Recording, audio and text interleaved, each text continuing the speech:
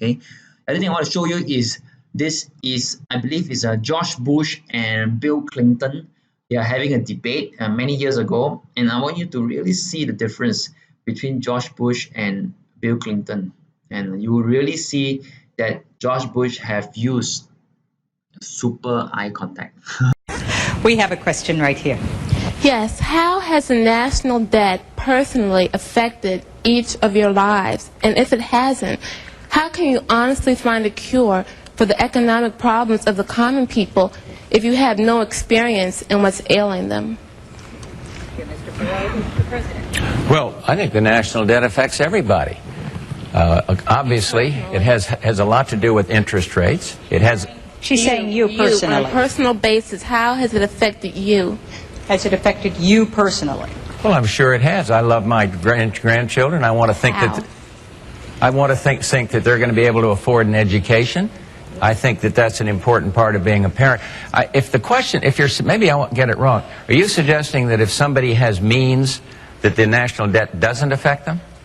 Well, what I'm saying I'm not sure I get it. Help me with the question, and I'll try to answer it. I've had friends that have been laid off from jobs. Yeah. I know people who cannot afford to pay the mortgage on their homes, their car payment. I have personal problems with the national debt. But how has it affected you? And if you have no experience in it, how can you help us if you don't know what we're feeling? I think she means more the recession, the economic problems today the country faces, rather than the deficit. You ought to be in the White House for a day and hear what I hear and see what I see and read the mail I read and touch the people that I touch from time to time. I was in the Lomax AME Church. It's a black church just outside of Washington, D.C.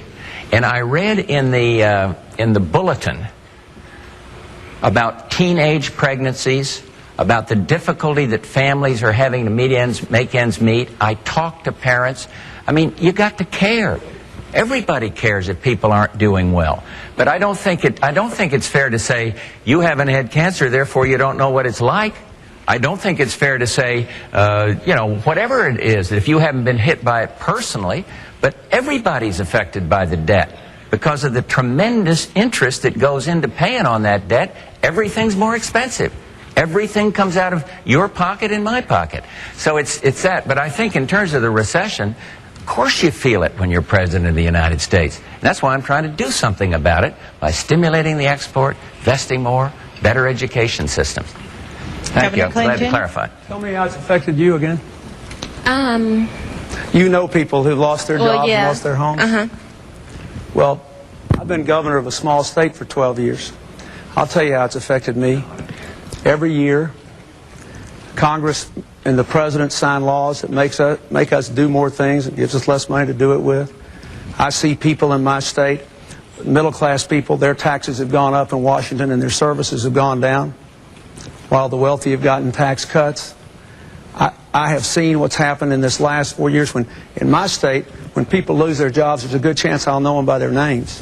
When a factory closes, I know the people who ran it. When the businesses go bankrupt, I know them. And I've been out here for 13 months, meeting in meetings just like this ever since October, with people like you all over America. People that have lost their jobs, lost their livelihood, lost their health insurance. What I want you to understand is the national debt is not the only cause of that. It is because America has not invested in its people. It is because we have not grown. It is because we've had 12 years of trickle-down economics. We've gone from 1st to 12th in the world in wages. We've had 4 years where we produced no private sector jobs. Most people are working harder for less money than they were making 10 years ago. It is because we are in the grip of a failed economic theory. And this decision you're about to make better be about what kind of economic theory you want. Not just people saying, I'm going to go fix it, but what are we going to do? What I think we have to do is invest in American jobs, American education, control American health care costs, and bring the American people together again. And it's really true through this particular video, the result we will declare the following winners: Clinton 58%, Bush 16%, and Perot 15%.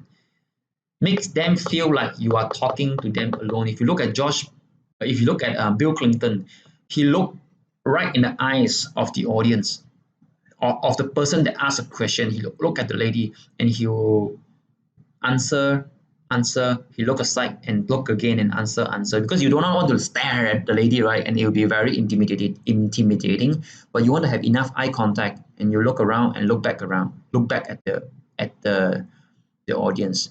Always in your presentation, if you are talking about a story or something, always look right into the eyes of one audience. Do not browse around. Do not browse around. You look at the audience at one side, connect with them, and then move your eye, look at the one audience, connect with them. Because when your eyes is looking at one group of audience, you are talking to this, you make them feel like you're talking to them. And in fact, the rest of the other speakers will also feel like you are talking to them as well. Okay, if there's a room size of maybe 40, 50 people, you can divide it into a 5 point where you're looking at, which is the 3 point in the front and 2 point at the back. 1, 2, 3, and the 2 point at the back. So it is up to you. And I would always say, if possible, maintain a 2 to 6 second eye contact. 2 to 6 second eye contact. Some people, when they look at the eyes, it's very scary. And some people say, look at the forehead. It can be done as well. Look at the forehead. But for me, after a while, I'm okay. So I can just look at someone in the eyes and just tell them the story that I want to tell them. So, talk to one and connect to all. Remember, do not browse around the room. That is not the way to use eye contact. The real way to use eye contact is to look at someone in the eyes. Talk to them with 2 to 6 seconds, and then move along the different person in the room and talk to them 2 to 6 seconds. Maintain an eye contact.